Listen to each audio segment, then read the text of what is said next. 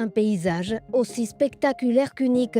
Suspendu au sommet d'un piton rocheux, ce village médiéval dans le centre de l'Italie est candidat à une inscription au patrimoine mondial de l'UNESCO.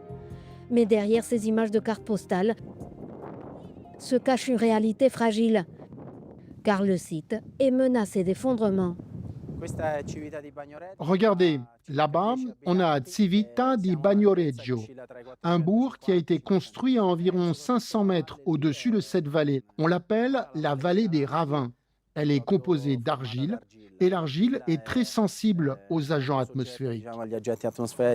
L'ingénieur Claudio Bargottini fait partie du comité scientifique mis en place par la mairie afin d'analyser les conditions du terrain, évaluer les risques et prévenir les effondrements. Nous faisons des forages dans le sol pour prélever des échantillons. Regardez, ceux-ci ont été extraits à 14 mètres de profondeur. Il s'agit de sable, de matériaux délicats. Et avec la pluie, ce type de terrain s'effrite facilement. Et sur une paroi verticale comme celle-ci, ils ont besoin d'être consolidés pour tenir debout. Pour empêcher les habitations de basculer dans le vide, un vaste chantier a été lancé il y a quelques années. Des puits ont été creusés dans les sous-sols et des barres d'armature insérées dans la roche. Objectif, sécuriser les constructions. Nous avons foré pour installer ces barres de fer. Elles ont été insérées puis scellées avec du ciment. Elles créent un lien entre la structure en fer, le béton et la roche.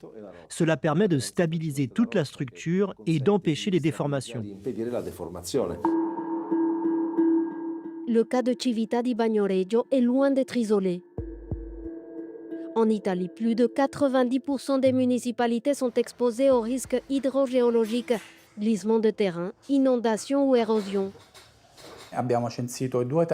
L'Italie concentre près des 2 tiers des glissements de terrain identifiés en Europe. Il y en a 2 à 3 000 chaque année dans le pays. Parmi eux, environ 300 ont un impact direct sur les zones habitées ou les infrastructures et peuvent provoquer des victimes. En ce début d'année, plusieurs catastrophes ont fait la une. En janvier, l'effondrement spectaculaire à Nicemi en Sicile, où la célèbre Arche des Amoureux dans les Pouilles, réduite en miettes en février, précisément le jour de la Saint-Valentin. Une fragilité qui s'explique par une combinaison de facteurs. Le risque est lié à la nature géologique des sols, mais aussi le changement climatique.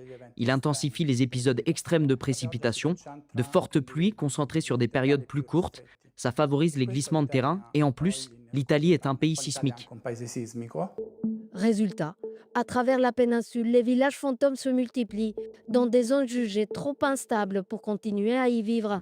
Comme ce bourg médiéval à une centaine de kilomètres de Rome. Ici, il n'y a plus aucun habitant. Dans les années 60, ce village a été complètement abandonné. Avec le temps, l'érosion qui avançait a fait écrouler les maisons vers la vallée. Aujourd'hui, pour les anciens habitants du village, il ne reste que des ruines et quelques souvenirs. Là-bas, regardez, sous cette arche, c'était l'entrée du cinéma. Ça faisait aussi salle des fêtes. Je me souviens que le village s'effondrait sous nos yeux. Un matin, je me suis levé et une poutre s'était détachée du mur. Alors, ils nous ont vite fait partir. Depuis les années 80, près de 6000 villages italiens se sont vidés de leurs habitants sous la menace de l'érosion. Selon l'Institut national de la protection environnementale, plus d'1 million de personnes vivent dans des zones exposées à des glissements de terrain en Italie.